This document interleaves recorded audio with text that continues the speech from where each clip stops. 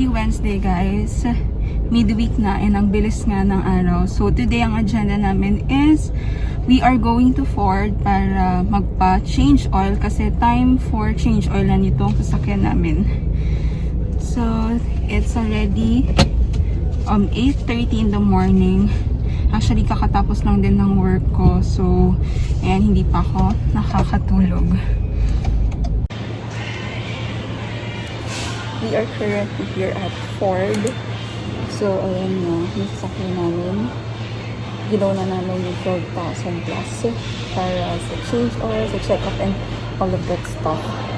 So, ayan, dali na naman yung money.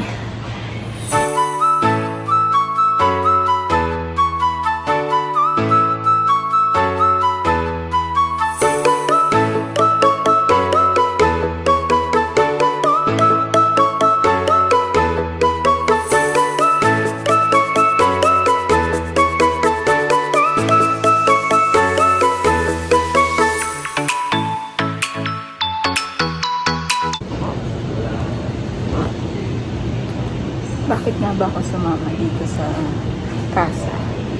So, ang intention ko talaga guys is yung free coffee. Kasi sa Manila, pag pupunta kami ng kapatid ko sa casa ng Mitsubishi, may unlimited na free coffee sila. So, akala ko lahat ng mga casa ganyan. So, dito, may nakita kong pantry, pero hindi ko alam kasi kung free to guys. Pero I want coffee.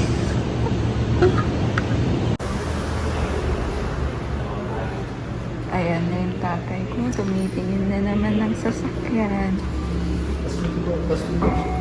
Pero ito yung gusto niya guys. Yan yung napupusuan niya ngayon. Thank God.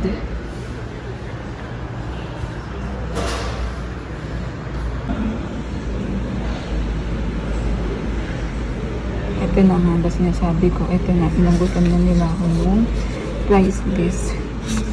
Uy, kuya, hindi ako bibili. Ayan na, ayaw tantanan ni Daddy. Daddy, igatangan na. Anong, pumili akti kayat kun eh. Ha? Pumili akti kayat kun.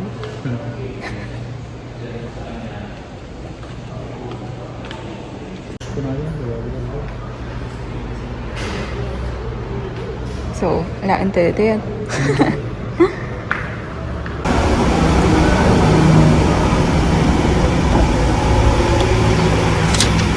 Tapos, hindi pa. Ay, ang dali yan mo?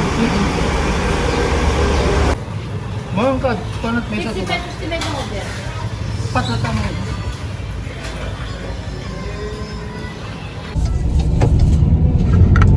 Since malapit sa May 4 yung bilihan ng kilawing kambing, bumili na kami guys. So, ito yung kakainin namin for lunch.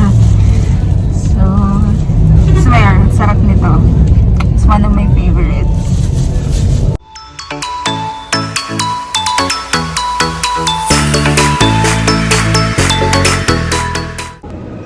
It's 3:45 PM guys, and I took the advantage na maluwag yung parking lot para makapag-OOTD shot ako. So, ito yung mga panahon na gustong-gusto ko talaga na walang mga tao masyado para nakakapag-photo op. So, may advantage din naman pala itong COVID.